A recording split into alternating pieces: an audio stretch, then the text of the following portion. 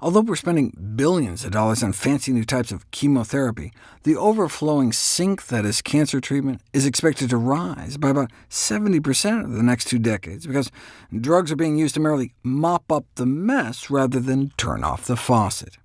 You can't really give drugs to people to prevent cancer because of the side effects and cost, but there is said to be overwhelming evidence that the dietary bioactive compounds found in whole plant-based foods have significant anti-cancer and cancer preventive properties. In a previous video, I talked about the impact of diet and nutrition on the 10 hallmarks of cancer. The bottom line is that evidence points to a diet with minimal animal products, and perhaps more importantly, maximal plant foods.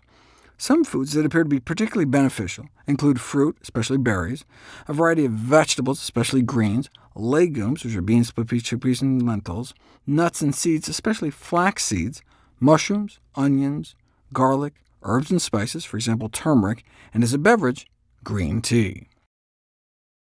Chemotherapy may not even be particularly good at mopping up the mess. Cancer drugs often impair quality of life and fail to extend patient survival. Let me say that again.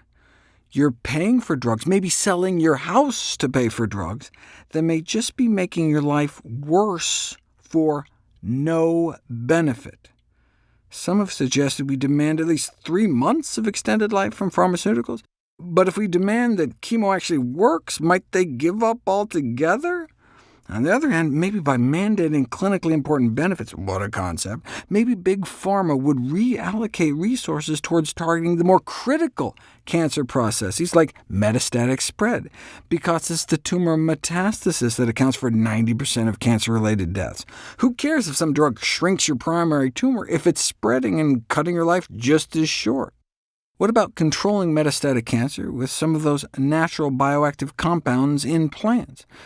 Evidently, it's been proven that plant phytochemicals are able to inhibit nearly every step of the invasion through metastasis cascade, at least in vitro, in a petri dish. Here's a list of some purported dietary sources of anti-metastatic phytochemicals, all shown to block all sorts of cancer-signaling pathways, but let me focus on one: matrix metalloproteinases. Since about 90% of cancer disability and death is due to cancer spreading, metastasis, let's talk about these MMPs, which actively participate in the whole metastatic journey.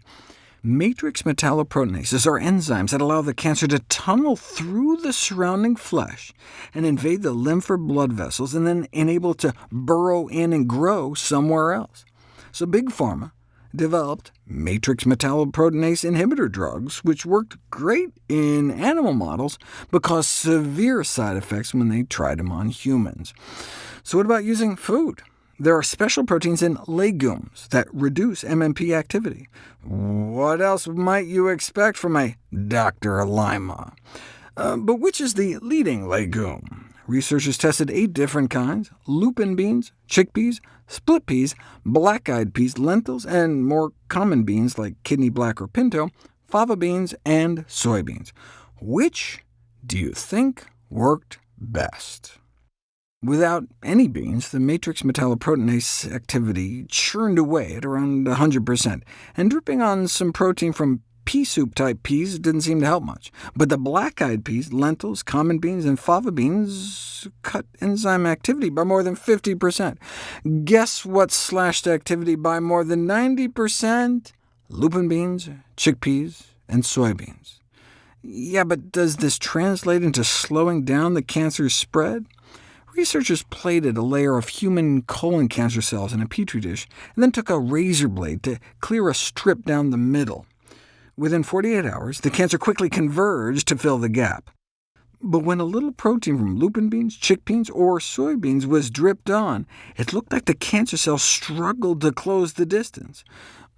OK, but they used raw beans. You don't know if these anti-cancer proteins are destroyed by cooking until you put it to the test, and the matrix metalloproteinase inhibitors in soybeans, at least, remain active after cooking.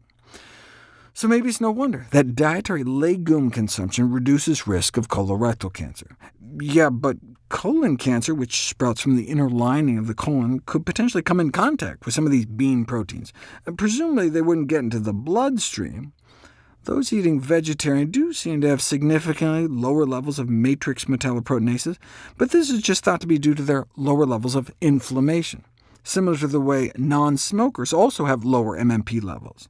This is good, because this enzyme isn't just a cancer biomarker, but also may be involved in autoimmune diseases and cardiovascular disease. The machete-type nature of this enzyme can hack through the inflamed cholesterol-filled atherosclerotic lesions lining diseased arteries and cause the plaque to rupture. People know that those eating more plant-based tend to have less heart disease, but may not realize they harbor significantly less cancer risk too, particularly among those eating strictly plant-based diets.